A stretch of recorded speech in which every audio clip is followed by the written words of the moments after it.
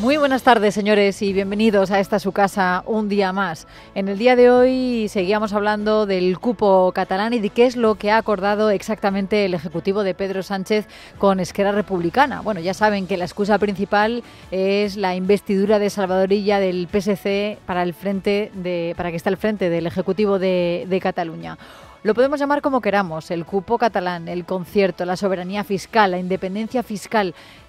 Lo podemos llamar como queramos, pero sabemos qué es lo que se ha pactado, aunque no se pone exactamente en esos términos en el propio acuerdo para la investidura. Y ahí es donde el Ejecutivo ha querido jugar al despiste hasta ahora. Por todo ello, en la formación de Carles Puigdemont están bastante enfadados y en una doble vertiente. Ahora se lo voy a contar, porque hoy, por lo menos la portavoz de Junts en el Congreso de los Diputados, Míriam Nogueras, ha anunciado que su formación iba a votar a favor de que compareciera la vicepresidenta primera del Gobierno, la ministra de Hacienda, María Jesús Montero, para dar explicaciones sobre qué es lo que se ha firmado exactamente. Una vez, hace unos días, salió ante la opinión pública, después de una temporada de relajación veraniega, para decir que no se había firmado ningún concierto, que nos lo estábamos inventando, ¿no? Nos trató como si fuéramos tontos. La posición de Junts ya la conocíamos, porque ellos mismos registraron en el Congreso de los Diputados esa solicitud de comparecencia de Montero la semana pasada, ¿no? Después de las palabras de la ministra. Lo que pasa es que en el día de hoy lo único que han hecho ha sido ponerle voz. Y el problema no es Cataluña. El problema no es Cataluña tampoco. El problema es este gobierno español que no paga a los ciudadanos de Cataluña ni la mitad del dinero que tiene que pagar a los ciudadanos de Cataluña. De hecho, a Madrid ha llegado a pagar el doble. Por lo tanto, ante esto, obviamente nosotros queremos saber cuál es la opinión del señor Sánchez y de la señora Montero. Bueno, lo que hemos visto es que en Junts se han puesto de acuerdo también con el Partido Popular, esto está muy bien, para pedir explicaciones a miembros del Ejecutivo.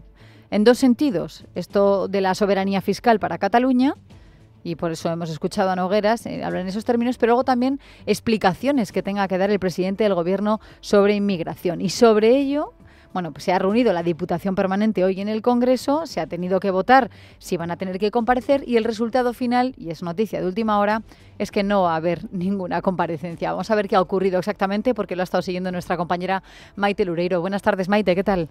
¿Qué tal? Muy buenas tardes, Leticia. ¿Qué ha ocurrido exactamente? ¿Quiénes han votado a favor y en contra de cada una de las comparecencias?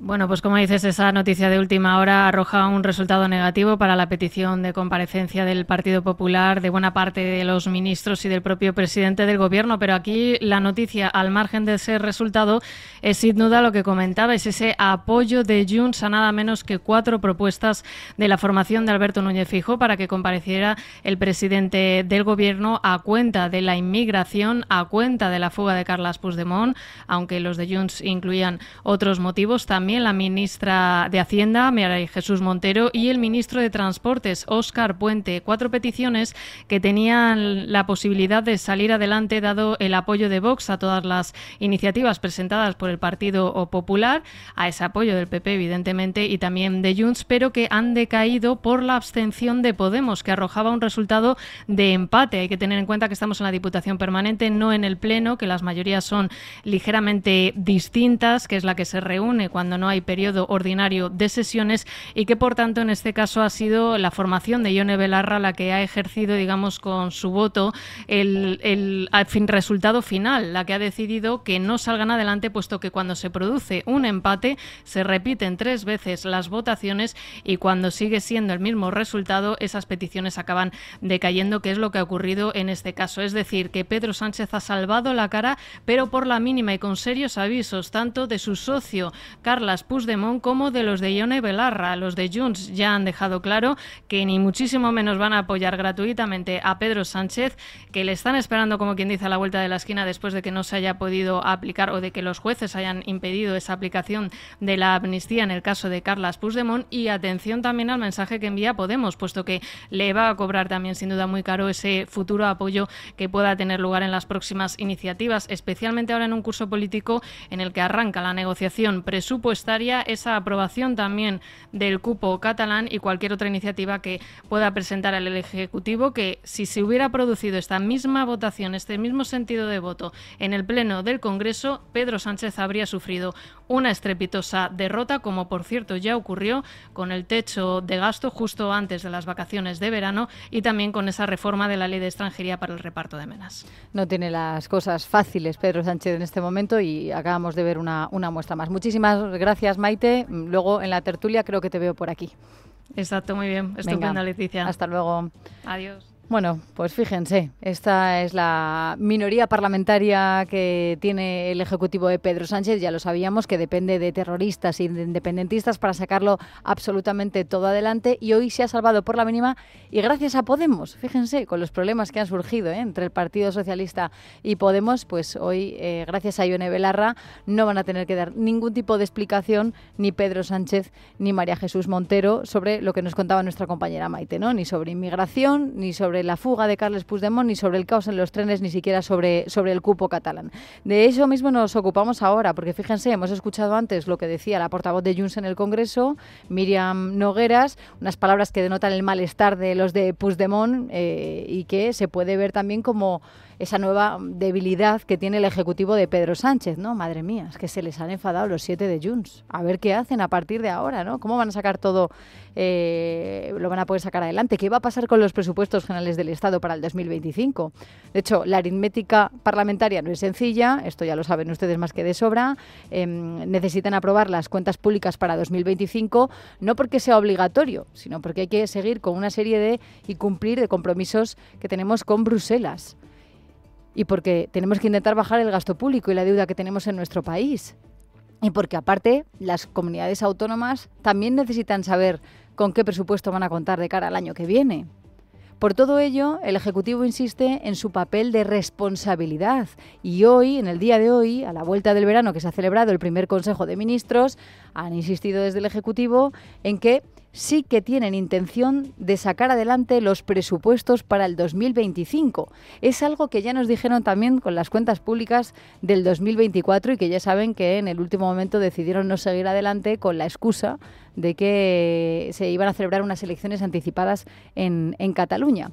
Ahora, puesto que estamos con unos presupuestos prorrogados, los del 23, ahora sí en el Ejecutivo, y dicen que ellos van a hacer lo posible, están ya con las negociaciones y van a intentar que haya unas cuentas para enero del 2025. Así lo explicaba la ministra portavoz Pilar Alegría. Y desde luego nuestra intención, nuestra tarea y nuestra responsabilidad es presentar, como hemos hecho prácticamente la totalidad de todos los años de nuestra legislatura, presentar unos presupuestos en tiempo y forma. Y así vamos además a trabajar para hacerlo posible. Pero saben también ustedes que una vez que este Gobierno cumpla con su tarea, con su responsabilidad y además, como les decía, unas cuentas que sean acorde con la buena marcha económica que vive nuestro país, serán también las fuerzas parlamentarias, los grupos parlamentarios, quienes tendrán también que decidir, hablar y opinar. Claro, tienen que sentarse a hablar con todo el mundo. Aquí es donde el Ejecutivo hace gala de esa capacidad de diálogo que tienen. Pero ahora Junts se les ha enfadado, ¿eh? Es que hoy no le ha dado apoyo en un montón de votaciones. Y hablamos de ese enfado de Junts con el Gobierno por sus contradicciones también con lo pactado con los otros indepes, ¿no? ¿Es un concierto o no lo es? ¿Hay un cupo o no lo hay? ¿Va a haber una hacienda tributaria catalana, sí o no?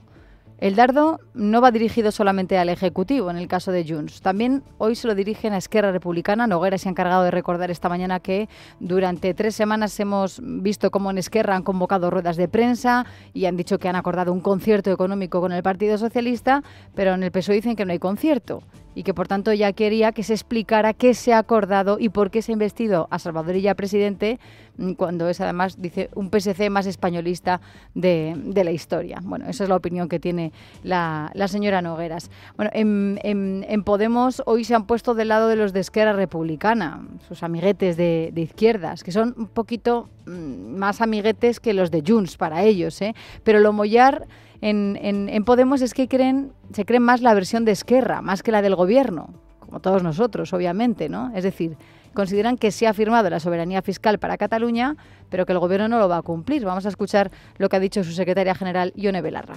Yo tengo serias dudas de que el Partido Socialista vaya a cumplir con lo que dice que ha acordado. Nosotras queremos ser prudentes. Primero el Partido Socialista tiene que decidir qué ha acordado con Esquerra Republicana de Cataluña. Tenemos distintos portavoces del Partido Socialista diciendo cosas diferentes. Creo que una vez más el Partido Socialista va a incumplir sus promesas y que ha dado gato por liebre para intentar conseguir la investidura del señor Illa, algo que es absolutamente inaceptable desde mi punto de vista. Podemos estar, claro, de acuerdo en lo que dice la señora Belarra, pero lo que podemos decirle y reprocharle a la secretaria general de Podemos es que la que ha dado gato por liebre, la primera ha sido ella, y en el día de hoy, además, porque está pidiendo explicaciones sobre qué ha pasado con la negociación del concierto catalán. ¿Y qué ha hecho esta tarde? Y lo acabamos de contar, noticia de última hora, vetar la comparecencia de María Jesús Montero para que lo explique. ¿Nos lo puede explicar? ¿Qué es lo que ha ocurrido? ¿O es que hay un acuerdo? ¿Han llegado a algún tipo de acuerdo la señora Belarra con el Partido Socialista para que nadie tenga que explicar nada? No se sostiene el discurso que mantienen con esta indignación de qué es lo que se ha pactado realmente. No tiene sentido. O sea, gracias a la abstención de Ione Belarra, el Gobierno no va a tener que dar ningún tipo de explicación sobre lo que se había propuesto hoy y se había puesto encima de la mesa. Todo mérito de Ione Belarra, así que no se crean ni una palabra, pero ni una de lo que digan, ¿eh? Y mientras tanto en Sumar, pues no se aclaran. Su secretario general en el Congreso, Txema Guijarro, defiende que el acuerdo entre el PSOE y Esquerra para el concierto de Cataluña, hoy lo ven bien, dicen que esto es bueno para España. Ahora hay que implementar una serie de acuerdos y que España necesita una reforma urgente de su sistema de financiación autonómico. Por lo tanto, que estas negociaciones que han dado como resultado un nuevo gobierno en Cataluña permitan abrir el melón y podamos hablar de una vez y por todas de cómo sostenemos el estado de bienestar en nuestro país, eso creo que es bueno para España. Bueno, yo digo que no se aclaran porque, si lo recuerdan, hace justamente 21 días, y así se lo contamos, el portavoz económico de Sumar en el Congreso, que se llama Carlos Martín Urriza, que venía de Comisiones Obreras, lo rescató de ahí Yolanda Díaz, otro amiguete, se metió con la soberanía fiscal de Cataluña. No le gustó. Por dos motivos. Decía porque si Cataluña asume la recaudación y toda la gestión de los impuestos iba a poner en riesgo la redistribución entre las comunidades autónomas. Y también porque iba a poner en riesgo la propia autonomía fiscal del Estado para ver cómo hacer frente a grandes retos, decía, como el envejecimiento de la población o el aumento de los gastos, del gasto en pensiones. En 3 semanas han cambiado de opinión en Sumar. De no gustarle nada, y además es que no es un cualquiera, es el portavoz económico de Sumar, ahora que salga el secretario general de Sumar en el Congreso a decir que es buenísimo el acuerdo. El acuerdo no acuerdo, ¿no?, del concierto, según la ministra María Jesús Montero. Bueno, y mientras tanto en el Ejecutivo de Pedro Sánchez pues nos siguen tomando por tontos. En este primer Consejo de Ministros del día de hoy, a la vuelta de las vacaciones, con Pilar Alegría y con Teresa Rivera. Escuchamos a la primera, preguntas de los periodistas. Me gustaría saber si lo pactado con Esquerra es un concierto económico o no lo es. Como dice la ministra de Hacienda que no lo es, me gustaría también preguntarle desde el Gobierno dónde ven la diferencia o dónde considera que está la diferencia respecto, por ejemplo, al concierto vasco. Lo que está pactado y acordado con Esquerra Republicana está reflejado en un acuerdo que ustedes conocen y que, por supuesto, se va a cumplir. Y la literalidad es clara. Se habla de financiación singular, de solidaridad interterritorial. Estos son los términos que se recogen dentro del acuerdo. Claro, nos ha dicho que la cosa está clara. Y además nos ha dicho, en otro corte que ahora no hemos emitido, que tenemos que leer el acuerdo, que es clarísimo. Bueno, en el acuerdo no pone concierto catalán de manera explícita. Pero es la manera de trilerismo, de ocultación de la verdad a la que nos acostumbra este Ejecutivo para mentirnos. Es lo que está pasando como con los parados con contrato fijo discontinuo, justamente en el momento en el que no están trabajando, ¿no? Que no los cuentan como parados. Ah, no son parados, así baja la cifra. Ya, pero en realidad sí son parados, ¿no? Vamos a hacerle caso a Pilar Alegría y vamos a leer la literalidad del texto, que ustedes, yo creo que, a lo mejor consideran que soy un poco cansina, porque ya lo hemos comentado en varias ocasiones en este programa. O sea, hay 2 párrafos clave que tienen que ver con la soberanía fiscal de Cataluña, porque dicen que sea la Generalitat, es textual, la que gestione, recaude, liquide e inspeccione todos los impuestos soportados en Cataluña. Habla también de la gestión, la recaudación, la liquidación, la inspección de todo lo que haya en Cataluña, correspondiente además a la Agencia Tributaria de Cataluña, excepto los de naturaleza local. Esto no lo tiene. Esta soberanía fiscal no la tenemos en Castilla-La Mancha, en Madrid, en Castilla y León, en Extremadura. ¿Esto de una gestión del 100% de los impuestos? Esto no lo tenemos. Y luego, la aportación catalana a las finanzas del Estado, sigo leyendo, integra la aportación por el coste de los servicios que el Estado presta a Cataluña y la aportación a la solidaridad. Dice que la Generalitat debe contribuir a la solidaridad con otras comunidades autónomas a fin de que los servicios prestados por los gobiernos autonómicos y sus ciudadanos puedan alcanzar niveles similares, siempre que lleven a cabo, y aquí está la puntilla, un esfuerzo fiscal que también sea similar.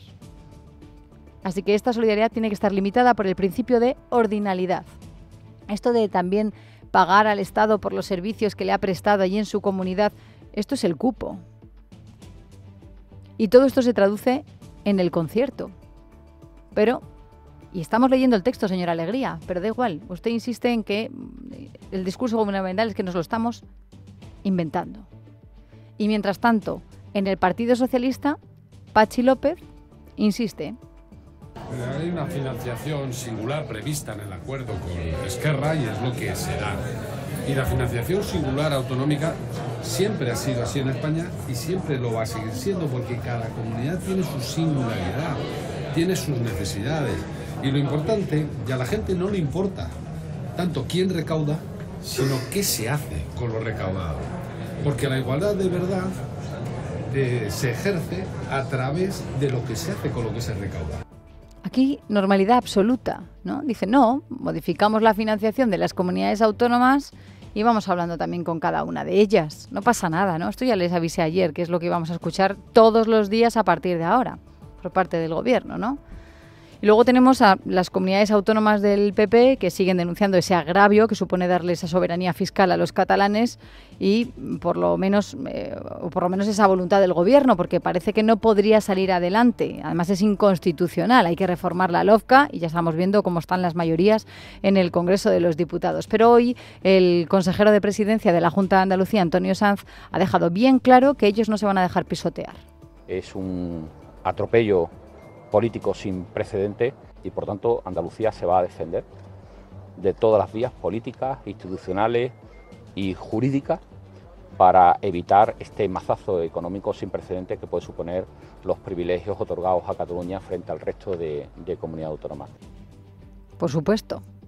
Ahí está el frente común de todas las comunidades autónomas gobernadas por el Partido Popular, con ese manifiesto que firmaron el día de ayer, una reunión que van a mantener también el próximo 6 de septiembre con Alberto Núñez Feijóo, apuntando en esa dirección, a esa denuncia pública. No puede ser, y además no van a dar explicaciones al respecto en el Congreso de los Diputados. ¿Hasta cuándo? O sea, ¿cuándo nos vamos a enterar realmente, señora María Jesús Montero, de qué es lo que han pactado? Según su opinión, porque como no lo sabemos y nos lo estamos inventando, pero no van a dar explicaciones porque no ha salido adelante en la Diputación Permanente. O hablarán cuando ellos quieran, cuando les conviene, cuando les convenga a ellas, ¿no? A ellos, ¿no? Bueno, el discurso es un discurso que nada tiene que ver, el de Antonio Sanz, de la Junta de Andalucía, con el que están enviando desde el Gobierno de Cataluña, de Salvador Illa, recién estrenado. Su portavoz, Silvia Paneque, le ha dado un giro al guión para dar un argumento más de por qué nos conviene a todos los españoles este acuerdo del concierto catalán. Atentos. No vemos que una mejora en la financiación y en el progreso de Cataluña pueda afectar al resto de España. Al revés, Cataluña avanza y Cataluña se quiere situar como cabeza de crecimiento económico y de progreso para ayudar. Para ayudar. O sea, toda la vocación que tiene el gobierno catalán es ayudar al resto de las comunidades autónomas. Justo, ¿eh? Fíjense el principio de solidaridad firmado, el acuerdo entre Esquerra y el PSC, ¿no? Que tiene que estar, dice, la solidaridad tiene que estar limitada por el principio de ordinalidad y tiene que haber un esfuerzo fiscal similar en todas las comunidades autónomas. ¿Quién va a decidir cuál es el esfuerzo similar? Aquí es donde van a prohibir que las comunidades autónomas bajen impuestos, los bonifiquen, como el de sucesiones o el de sociedades. Claro, por ahí van los tiros, ¿no? Así que el Ejecutivo de Illa es el que quiere decidir cuánta va a ser su solidaridad para dar al resto de las comunidades autónomas. ¿A las que qué les va a dar? Pues las migajas que él quiera, ¿no? El que parte y reparte se queda la mejor parte. Eso es lo que dice el dicho, ¿no? Bueno, este es uno de los asuntos principales también de la jornada, del día de hoy. El segundo importante es el que tiene que ver con la presión migratoria enorme también que está habiendo en Ceuta. Ya saben que hay 83.000 habitantes, pero desde principios de año está sufriendo un incremento cada día mayor de esa presión, ¿eh? Hay 1.600 llegadas desde mediados de agosto de inmigrantes, un 173% más respecto al año pasado. Esos son los datos que ofrece el Ministerio del Interior. Una presión migratoria que alcanzó su punto álgido este pasado domingo, cuando, según además lo ha explicado la delegada del Gobierno en las últimas horas del día de ayer, por la noche, el domingo, hubo hasta 1.500 intentos de entrada. Explican que las fuerzas de seguridad marroquíes abortaron unas cuantas entradas y allí también estaba obviamente la Guardia Civil, secundada por la Policía Nacional, interceptando a varios centenares. Pero hoy el presidente de la Ciudad Autónoma, en una entrevista en Televisión Española, ha explicado cómo está la situación. Lo estamos viviendo con una situación de colapso del área de menores no acompañados. Estamos en una situación insostenible, absolutamente límite, y de ahí la petición de socorro y de auxilio que hemos hecho al Estado, al Gobierno de la Nación, a las comunidades autónomas. En este año en Ceuta el número de llegadas de menores migrantes multiplica por 5 al número de llegadas que se produjo en el año 2023. Ya prácticamente no tenemos capacidad para acoger a ningún menor más. Es que no pueden más. Claro. Es que además dicen, y además se pueden ustedes asomar a lo que publican en muchos reportajes en medios de comunicación. 150 menores y 6 duchas, ¿no? Para ducharse. Es que no dan abasto. Es que así no pueden estar ni en condiciones ni nada. Una cosa es lo que les pase a los menores y otra cosa lo que les pase a los mayores de edad, ¿eh? Hablamos de un grito de auxilio de Ceuta, pero que también vienen desde otras comunidades autónomas, Canarias, ¿no? Pero también otras que siguen teniendo presión migratoria y no están recibiendo apenas ayuda del Gobierno. La Comunidad Valenciana, Carlos Mazón, hoy su presidente, diciendo que no les están dando los recursos. Y fíjense, ¿qué dicen desde el Partido Socialista? Pues toda la culpa es de la oposición porque no haya prosperado la ley de extranjería. Ellos consideran que esto se puede reducir absolutamente todo el problemón de la inmigración que tenemos en nuestro país reformando la ley de extranjería, cuando lo único que querían reformar era un artículo sobre el reparto de los menores, y ya, y nada más. ¿Qué van a hacer en materia de cooperación, o de control en fronteras, o de permisos de trabajo? ¿Algo? Nada, no. Lo único que querían era reformarlo para poder imponer a las autonomías cuántos menores tienen que acoger cada una de ellas.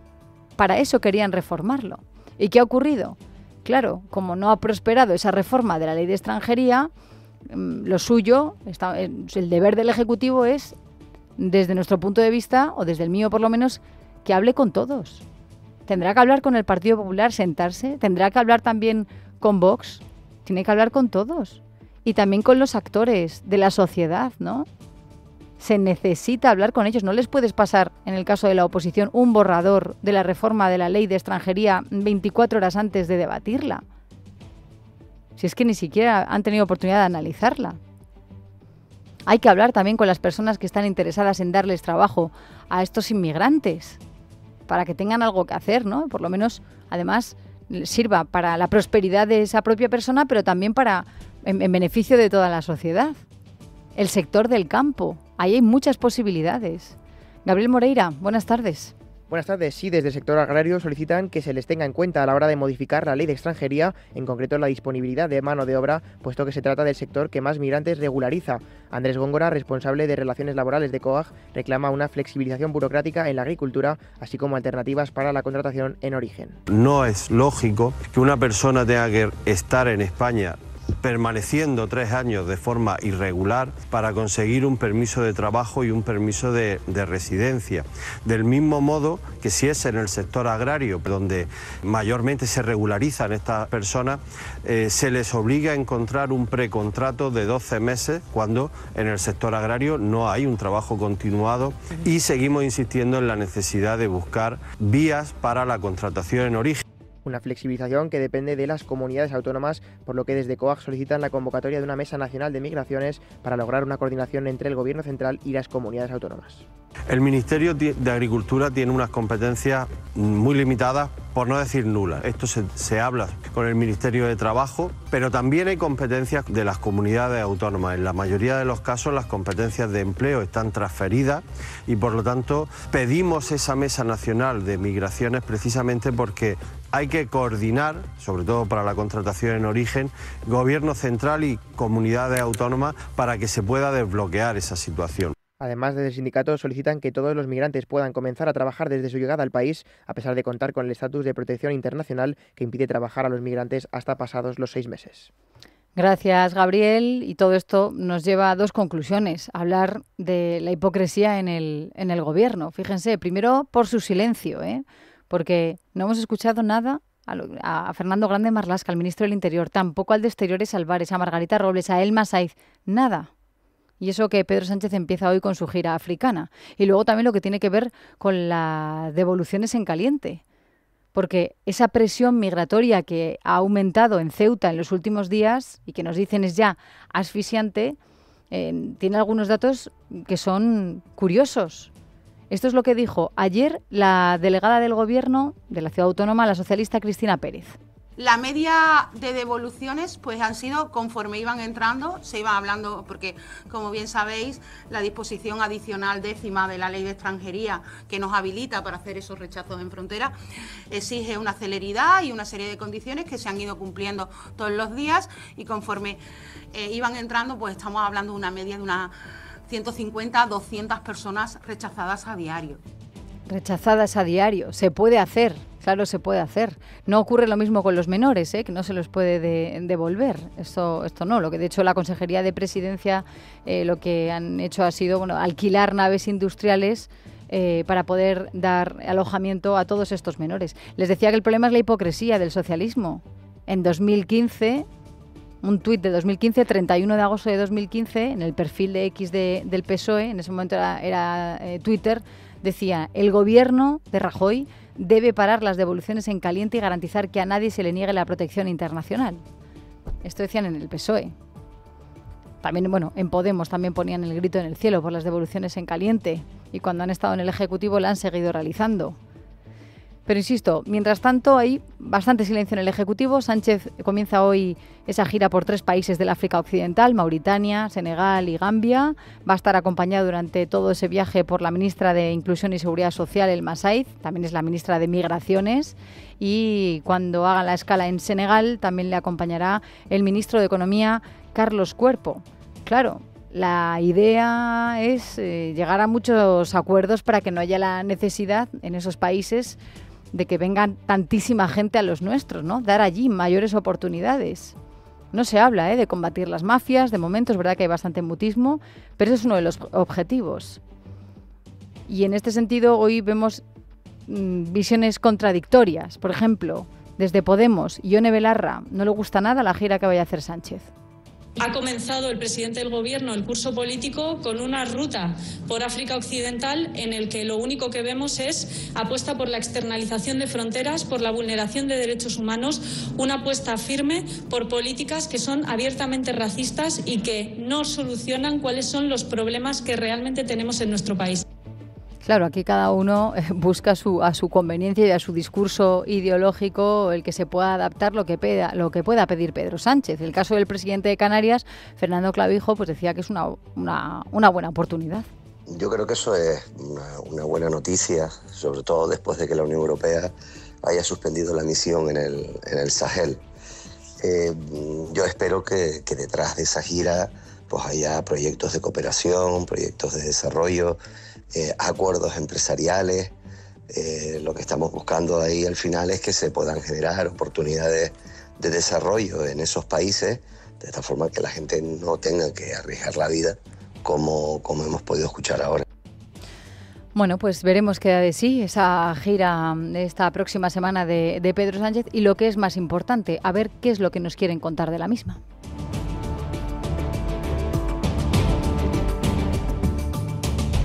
En casa de Herrero.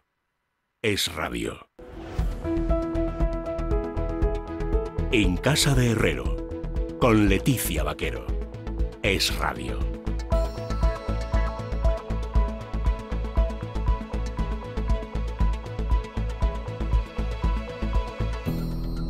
Y seguimos contándoles más noticias de la jornada, porque con una primavera y sobre todo un verano lleno de problemas en el sector ferroviario español, sobre los cuales el ministro del ramo Óscar Puente ha tenido que dar explicaciones en el Senado, hoy hemos conocido que el Gobierno finalmente ha bloqueado la OPA del grupo húngaro Magyar Wagon sobre la empresa ferroviaria española Talgo debido a razones de seguridad nacional. Por un lado dice que hay que proteger los sectores estratégicos, pero por otro, y como estamos escuchando en las últimas semanas, le reprocha a Talgo lo mal que funciona, lo mal que trabaja, ¿no? Lo mal que funcionan los trenes de alta velocidad S106 que hace un mes de 22, 18 estaban en talleres y además en plena temporada alta. Esther Nieto, buenas tardes. Buenas tardes, Leticia. Hay que remontarse al pasado mes de marzo cuando el consorcio húngaro Magyar Wagon presentó una oferta pública de adquisición por Talgo ofreciendo un total de 619 millones de euros. Esta decisión necesitaba el visto bueno del Gobierno y desde el inicio el ministro de Transportes, Óscar Puente, se mostró reacio porque quedara en manos de una empresa extranjera. De hecho, dijo confiar en que apareciese una alternativa española. Sin embargo, el problema principal era el nexo de la empresa húngara con el gobierno de Víctor Orbán, defensor del presidente ruso Vladimir Putin. Y desde el principio, los accionistas de Talgo consideraron que esa oferta húngara amistosa era interesante. Incluso reunieron a una delegación de Magyar Wagon con los sindicatos para asegurarse de que no iba a haber despidos. Hoy, finalmente, más de 4 meses después de plantear la OPA, la Junta de Inversiones Exteriores del Ministerio de Economía, Comercio y Empresa, en una reunión extraordinaria, ha explicado su no a la misma porque conllevaría riesgos insalvables para la seguridad nacional y el orden público. Lo considera un sector estratégico que hay que proteger. Eso sí, minutos antes, la Comisión Nacional del Mercado de Valores ha suspendido la cotización del fabricante español a la espera de recibir comunicación oficial sobre la operación. Y aunque todos los medios ya lo contaban, la ministra portavoz Pilar Alegría ha querido justificar su tardía comunicación. Conocen perfectamente que estamos frente a una empresa que está cotizada y que, por tanto, la comunicación se tiene que hacer una vez se cierren los mercados y además por los canales y por los cauces adecuados y por tanto, me van a permitir la prudencia a esta cuestión.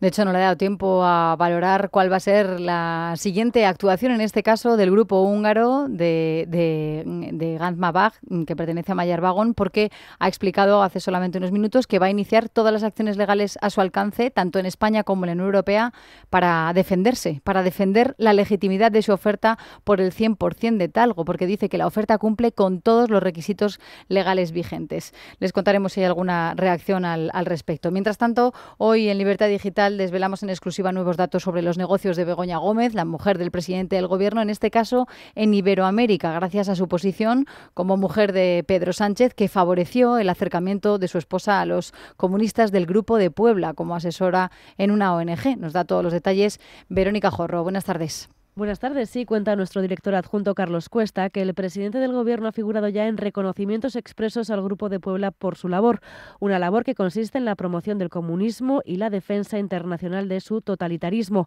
Y en ese contexto cuenta nuestro director adjunto que Pedro Sánchez sugirió el nombre de su mujer como asesora en remodelación de esquemas de ONG, lo que se denomina como tercer sector y en el que el Grupo de Puebla ha llegado a la conclusión de que determinadas organizaciones no gubernamentales exportan capitalismo y por lo tanto ve la necesidad de remodelarlas. De hecho, en un informe elaborado por el Departamento de Estudios del Lawfare del Grupo de Puebla, se aboga por un control de las ONGs aún mayor para que sean más proclives al comunismo. Begoña Gómez ha participado en numerosos actos de promoción iberoamericana. De hecho, en mayo de 2022 se anunció por todo lo alto la presencia de la ministra de Industria, Reyes Maroto, en el 5º Congreso Iberoamericano del Consejo Empresarial Alianza por Iberoamérica, planeado para el 1 y 2 de junio en Punta Cana. Y allí estuvo la la mujer del presidente del Gobierno, que se presentó como Begoña Gómez, directora de la Cátedra Extraordinaria de Transformación Social Competitiva de la Universidad Complutense de Madrid. Es más, ese mismo verano de 2022, Gómez y el rector de la Complutense, Joaquín Goyache, promocionaron en público y juntos la cátedra, ahora investigado judicialmente, de cara a los mercados de Brasil, Chile, México, Perú y Colombia. Gracias, Verónica. Y les contamos más noticias porque la Embajada Nueva Delhi en la India ha confirmado el hallazgo del cuerpo sin vida de uno de los españoles desaparecidos en Nepal. Los equipos de rescate siguen buscando a la otra persona desaparecida. La policía de Nepal inició la búsqueda de los dos desaparecidos, que era una pareja, un hombre de 36 años y una mujer de 31 de Barcelona, que estaba haciendo una ruta de senderismo en la ciudad de Pokhara. Según fuentes del país, el domingo por la noche se encontraron 2 bolsas con los pasaportes de los turistas cerca del puente del río Burundungi. Y los policías nepalíes sospechan que fueron arrastrados por el río mientras seguían la antigua ruta. La última comunicación que mantuvieron los dos excursionistas hace más de 2 días con sus familias y amigos fueron mensaje de texto e intercambio de fotografías. Ahora, desde el Ministerio de Asuntos Exteriores español, a través de la Embajada de Nueva Delhi, se ha informado que se está trabajando en el caso, aunque piden respeto e intimidad para la familia en estos momentos de incertidumbre. Y vamos con una noticia sorprendente porque el ejército israelí ha rescatado este martes con vida en la Franja de Gaza a otro rehén de los que fueron secuestrados el pasado 7 de octubre por el grupo terrorista Hamas y otras milicias palestinas. Se trata de un hombre de 52 años de origen beduino. Fue secuestrado el pasado 7 de octubre de un kibutz donde trabajaba como guardia de seguridad. Según han informado las Fuerzas Armadas israelíes en un comunicado, ha sido una operación muy compleja, pero su estado de salud es estable y ya ha sido trasladado al hospital para hacerle más pruebas médicas. Según los datos del ejército israelí, aún habría en estos momentos 104 rehenes todavía en manos de Hamas, pero se cree que al menos una tercera parte estarían muertos. Este mismo martes, una veintena de familiares de los rehenes han protestado en Tel Aviv para exigir una tregua. Con carteles y bengalas de mano, han cortado la autopista Ayalon en la capital israelí. Y más asuntos fuera de nuestras fronteras. Hablamos de la detención del ruso Pavel Durov, fundador de Telegram, por parte de las autoridades francesas, que ha abierto un nuevo frente geopolítico con Rusia. Hoy el Kremlin ha exigido explicaciones al gobierno galo y pruebas contundentes para retener a su ciudadano, al que la Fiscalía francesa acusa de ser cómplice de delitos como tráfico de drogas, pedofilia y fraude. Carmen Arreaza. El portavoz del Kremlin, Dmitry Peskov, ha cargado hoy contra el gobierno de Emmanuel Macron por la detención del creador de Telegram y ha exigido que se presenten pruebas contundentes que respalden los delitos que, según la Fiscalía gala, auspiciaría la plataforma de mensajería encriptada.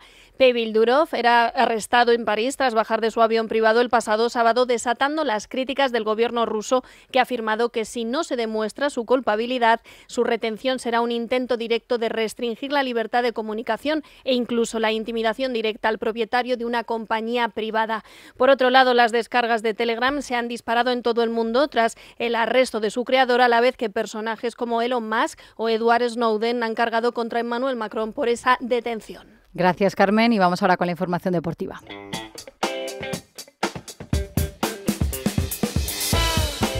Estamos muy pendientes de la jornada de Liga, donde el Barcelona y el Rayo Vallecano se enfrentan a las 9:30 de esta noche, con la duda de si podremos ver debutar sobre el campo a sus respectivos grandes fichajes. Dani Olmo con los blaugranas y James Rodríguez con el Rayo. Pablo González, buenas tardes. Buenas tardes. Pues sí, hoy el FC Barcelona visita el estadio de Vallecas, con dudas en los dos equipos con respecto a si debutarán sus grandes fichajes veraniegos. Tenemos el caso de James Rodríguez, que se oficializó su fichaje ayer a mediodía, que viene de ser el mejor jugador de la Copa América, pero que apenas ha entrenado con el equipo de Íñigo Pérez y que no sabemos si contará con minutos. Escuchamos la reflexión de Íñigo Pérez sobre la llegada del colombiano.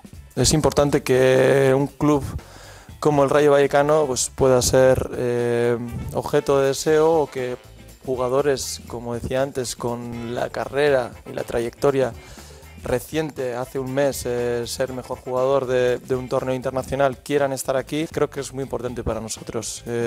Siempre digo lo mismo, ahora me toca a mí como guía, llamémoslo así, intentar que él se encuentre cómodo, sacar el mayor rendimiento. Eso por el lado del Rayo Vallecano, pero por el lado del FC Barcelona hay tela que cortar aún. Dani Olmo ya se ha perdido 2 partidos de competición y Hansi Flick está aún a la espera de que desde el club le den luz verde para poder contar con el jugador español.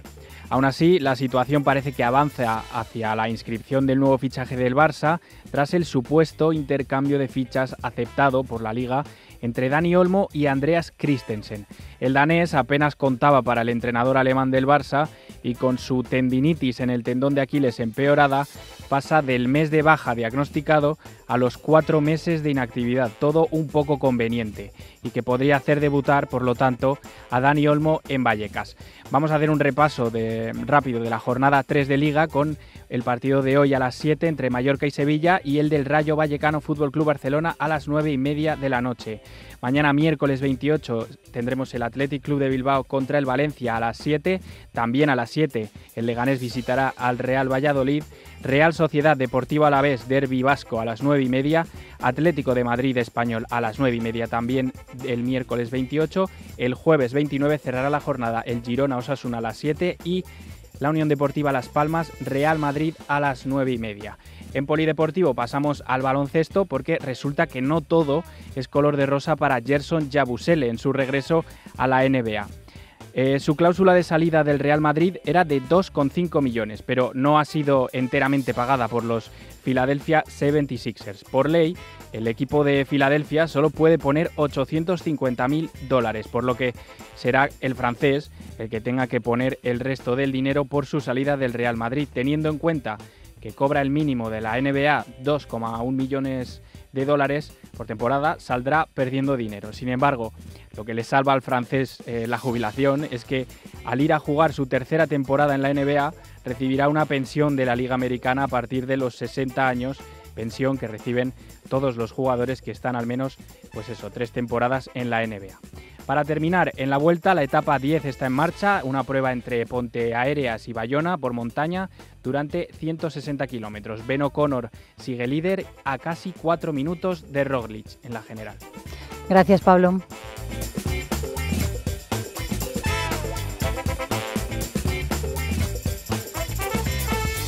En Casa de Herrero. Es Radio.